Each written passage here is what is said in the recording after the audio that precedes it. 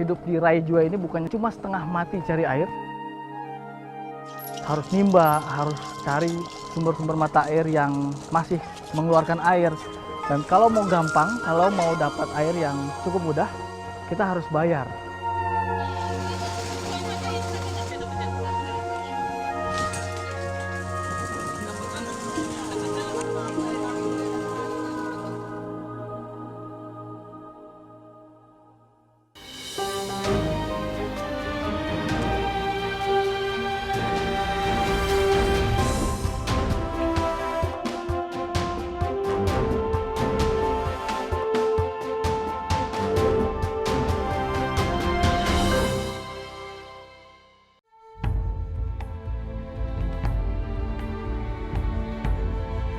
Inilah tanah Sabu Raijua, sebuah pulau kecil di Nusa Tenggara Timur.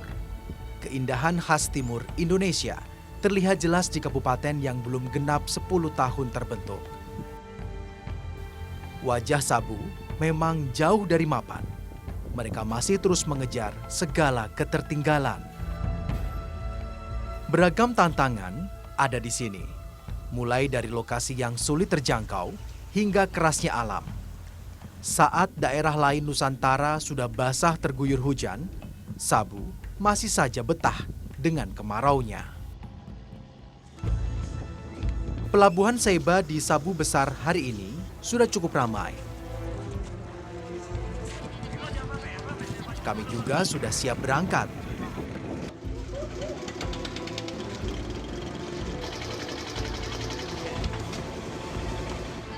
Tepat pukul 10 kapal lepas tali dan kami menuju bagian barat Sabu Raijua.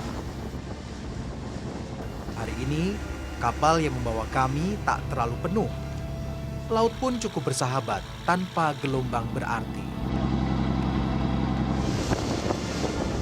Kabupaten Sabu Raijua itu diangkat dari dua nama pulau yang ada di tempat ini. Pulau Sabu, tempat tadi kita berangkat yang pulaunya cukup besar, dan juga Pulau Raijua, pulau yang kita tuju, jaraknya sekitar 2 jam dari Pulau Sabu dan hanya sekitar 5.000 jiwa yang ada di Pulau Raijua. Kita akan melihat seperti apa kehidupan masyarakat yang ada di pulau yang cukup terpencil ini dan merupakan salah satu pulau paling selatan yang ada di Nusantara. Selengkapnya di Indonesiaku kali ini. Perjalanan dari Sabu Besar ke Raijua menempuh waktu 2 jam perjalanan. Setidaknya ada 1 kapal dalam sehari yang melayani Sabu Besar ke Raijua dan sebaliknya. Tepat tengah hari, tibalah kami di Raijua. Seperti di pulau-pulau kecil lain, dermaga menjadi tempat paling ramai di pulau. Warga seolah menyambut kapal yang datang. Dari Pulau Raijua, inilah episode Indonesiaku tentang air di negeri Tandus. Kita mulai. Sebenarnya, tak ada gambaran yang benar-benar baru dari mencari air di Raijua. Kegiatan mengambil air di sumur-sumur menjadi pemandangan biasa. Pagi, siang, sampai sore hari, jerigen dan ember menjadi teman setia warga Raijua. Bukan perkara mudah hidup seperti masyarakat di sini, mengandalkan punggung dan kaki mereka memikul air sampai ke rumah. Sumber air yang dekat masih menjadi mimpi warga pulau kecil ini. Seorang warga menemani saya jauh ke selatan Raijua. Di tepi pantai ini sama saja susahnya. Hanya ada 1 sumur yang menjadi tumpuan warga setelah 1 tahun kemarau. Warga dari jauh pun rela mendatangi sumur demi air bersih.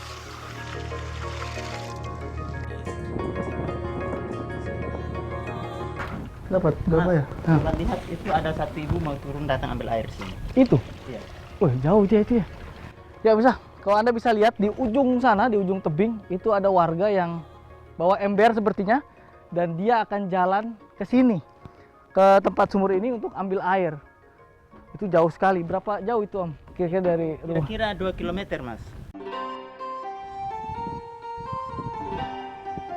Kontur Raijua yang berbukit dan gersang jelas bukan medan yang menyenangkan untuk mengambil air.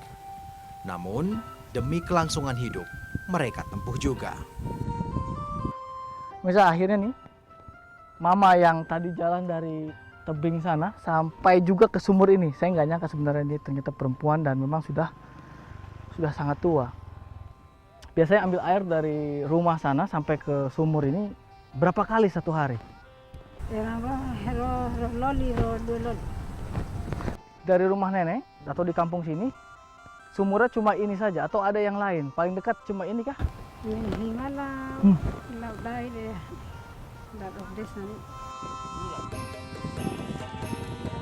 Berjalan sejauh 2 km tak mereka keluhkan. Warga memang sudah tahu resiko musim kemarau di pulau kecil ini. Mereka juga sudah terbiasa berjuang sendiri tanpa bantuan siapapun. Ya, masyarakat di Raijua hanya bisa menghitung hari kapan hujan akan turun sambil mereka bertahan sebisanya. Hujan yang berhenti turun sejak Desember lalu benar-benar menyulitkan. Sumber air yang tersisa bisa dihitung jari. Semakin petang, ada hal yang tak biasa di sini. Rupanya, beberapa domba yang berkeliaran berharap air dari kami. Saat sumur dibangun, disediakan pula kolam kecil bagi ternak. Bukan hanya manusia saja yang kesulitan. Hewan ternak bahkan lebih tersiksa dengan kemarau. Mereka hanya bisa menantikan kebaikan warga yang singgah mengambil air di sumur. Saat kemarau, warga di Raijua memang terbiasa melepaskan hewan ternak mereka untuk makan dan minum sendiri. Kekeringan di Raijua memang cukup menantang. Ya Mirsa, hidup di Raijua ini bukan cuma setengah mati cari air, harus nimba, harus cari sumber-sumber mata air yang masih mengeluarkan air. Dan kalau mau gampang, kalau mau dapat air yang cukup mudah, kita harus bayar. Seperti ini. Ini ada salah satu tangki orang yang punya usaha menjual air bersih di Raijua ini. Saya ingin tahu lebih banyak tentang jual air ini. Pak Doni. Simon. Pak Simon. Ya. Bagi warga di sisi barat, sebenarnya ada penampungan sumber mata air. Inilah sumber air yang melimpah dan tak pernah kering di Raijua. Namun sayang, tak semua warga bisa mengakses sumber air ini karena letaknya yang jauh. Segala keterbatasan di Raijua membuat air semakin menjadi komoditas mahal. Air ini. 300 airnya. 300.000. Iya. Di sini kan itu termasuk mahal, Om. Iya, mahal. Soalnya di sini kita masih kasih pungutnya air 50. Bayar air lagi Ya, 50. bayar air dengan apa? Jalannya enggak bagus. Jalan ke kampungnya. Kampung-kampung, masuk kampung jalannya enggak bagus. Sumber air ini merupakan satu-satunya sumber air yang pernah disiapkan pemerintah untuk mengalirkan air ke kampung. Namun, hal tersebut tidak berhasil. Warga hingga kini menantikan keseriusan pemerintah mengurus mereka. Warga juga sangat kecewa karena untuk air saja mereka harus membelinya. Tangkinya datang dari Kupang begitu, tangki baru. Nah itu tangki itu yang antar air kasih masyarakat yang punya uang. Kalau sana ada uang ya sudah. Oh, Pakai beli begitu, yang jauh dari sumur ini. Pakai Jadi- beli, enggak gratis. tidak ada yang berat.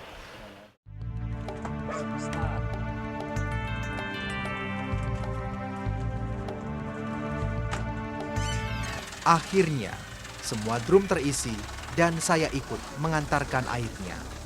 Tujuannya adalah ke sekolah dan kampung di dekatnya. Setelah merasakan jalan berbukit dan rusak di Raijua, tak heran jika air cukup mahal harganya. Cukup mustahil mengangkutnya jika tidak dengan truk yang bertenaga.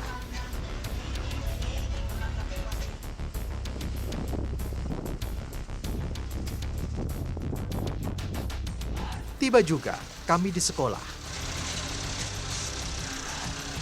2 penampungan besar ini akan digunakan seluruh siswa dan guru dalam 2 minggu ke depan. Membeli air yang cukup mahal bukan tanpa pertentangan. Namun, sekolah memutuskan menggunakan dana BOS untuk air agar siswa tak perlu lagi memikul air ke sekolah. Sebelum ada profitnya mereka harus bawa Bawa air jerigen. dari rumah Oh. tiap hari di jerigen yang 5 liter.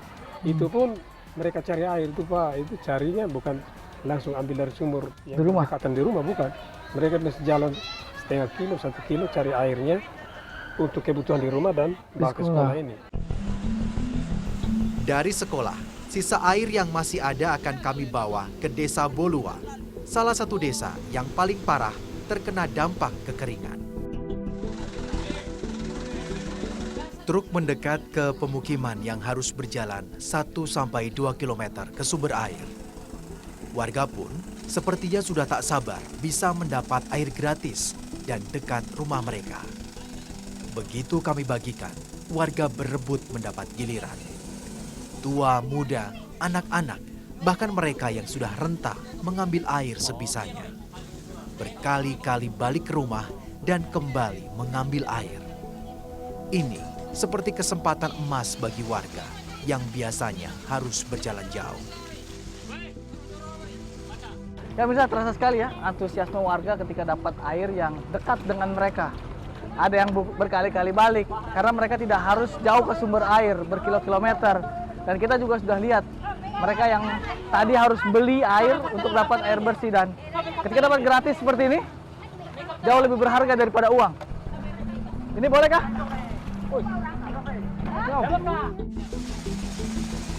Bisa mendapatkan air dekat dengan rumah, warga sudah cukup senang.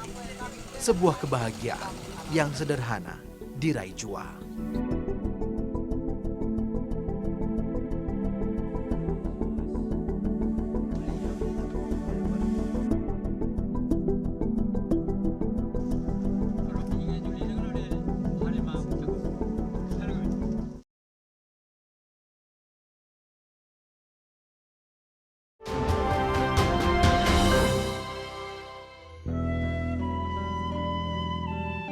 Masyarakat pulau sebenarnya jarang sekali mengeluh.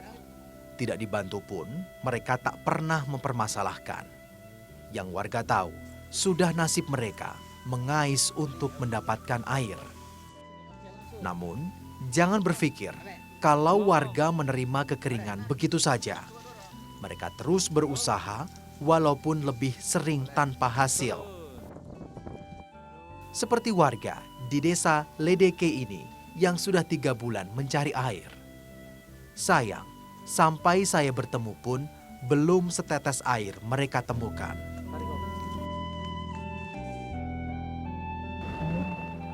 Berapa dalam? 17 depa. 17 depa tuh ada 20 meter? Sekitar 30 meter. 30 meter? Iya, Belum ada air juga? belum. Wih, ini keluarga semua yang kerja ini? Iya. Emang ada kerja lain selain harus gali air ini? Tidak ada. Tidak ada? Iya.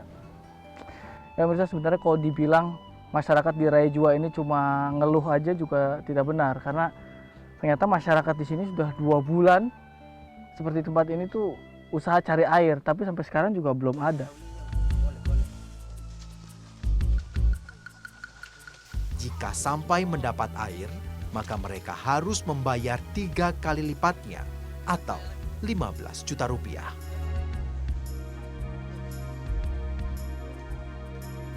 Sedihnya lagi, Joni dan keluarga telah mencoba hingga 3 lubang. Joni memperlihatkan pada saya lubang-lubang lain yang telah mereka gali. Ada yang masih tertimbun tanah, ada juga yang masih lubang menganga. 3 lubang yang sudah mereka gali letaknya tak terlalu jauh. Joni masih berharap ada air dekat permukiman mereka. Namun sayang, sampai hari ini alam belum berpihak pada usahanya.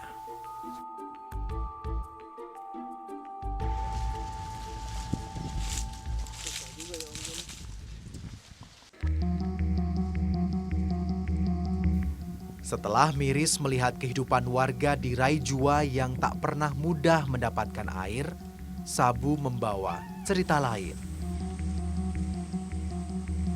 Berbanding terbalik dengan segala kesusahan tentang air, di Sabu Timur, Pulau Sabu Besar, air justru menjadi bisnis menjanjikan.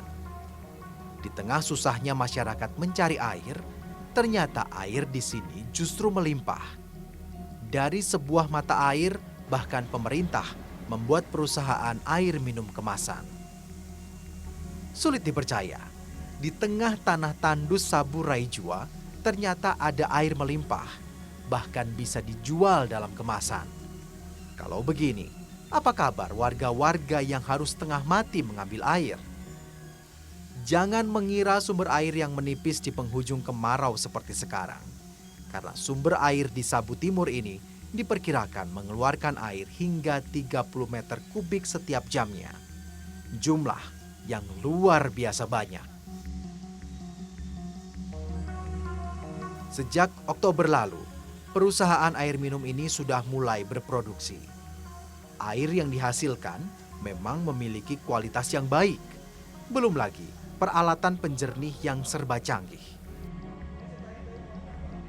Entah harus bangga atau justru ironis. Bangga karena kualitas air minum Sabu siap bersaing.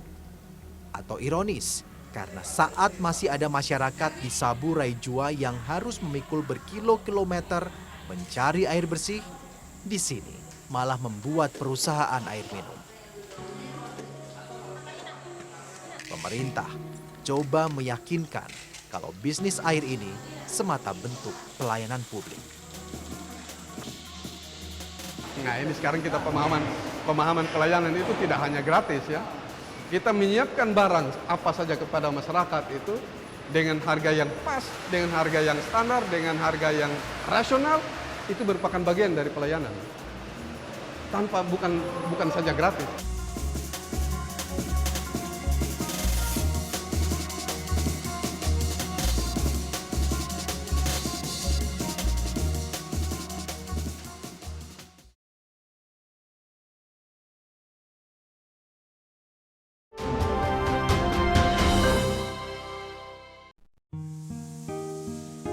Pemerintah Kabupaten Sabu Raijua punya mimpi besar dari air minum kemasan. Tak kurang dari 30 miliar rupiah digelontorkan untuk proyek air kemasan. Setidaknya, perusahaan daerah ini sudah mempekerjakan 30 orang warga lokal. Perlahan tapi pasti, jumlah produksi terus meningkat.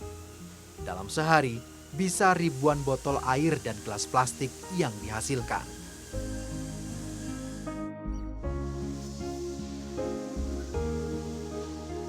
Ya, sejenak saya lupa akan sulitnya mencari air di Sabu Raijua.